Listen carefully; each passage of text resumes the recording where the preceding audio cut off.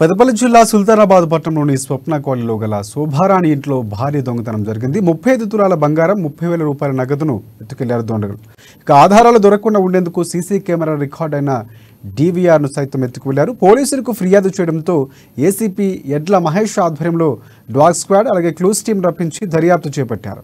బాధితురాలు శోభారాణి ఇచ్చిన ఫిర్యాదు మేరకు కేసు నమోదు చేసుకుని దర్యాప్తు చేస్తున్నట్లు సుల్తానాబాద్ సిఐ కరి జగదీష్ చెప్పారు.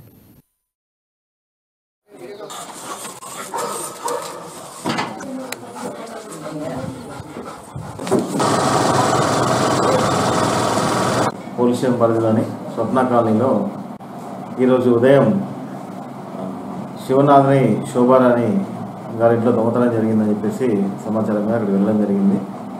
వాళ్ళ ఇంట్లో శోభారాణి గారు న్యాచురల్ కేర్ ట్రీట్మెంట్కి వెళ్ళి 10 రోజులు అవుతుంది.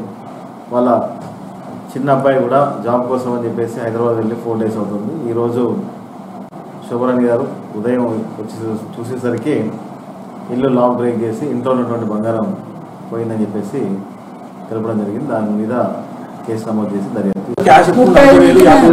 40,000 క్యాష్ వరకు ఉన్నాయి. ఓకే, తాళం వేసి ఉన్నది కదా, ఏం కావాలనుకున్నా, కానీ తాళం తీసేవరకు కింద పడుతుంది. బయట లోపలికి పోయే వరకు పూజ రూమ్ తలుపు తీసి ఉన్నది, బెడ్రూమ్ తలుపు తీసి ఉన్నది, లైట్ వేసి ఉన్నది, అది ఓపెన్ చేసి ఉన్నది. వెంటనే మా తమ్ముడు పోలీసు వాళ్ళకి ఫోన్ చేసి మా తమ్ముడిని తీసుకునే వచ్చిన వాడిని రమ్మని చెప్తున్నాను. లోపలేసిన లాక్స్ కూడా తీసుకెళ్ళారు.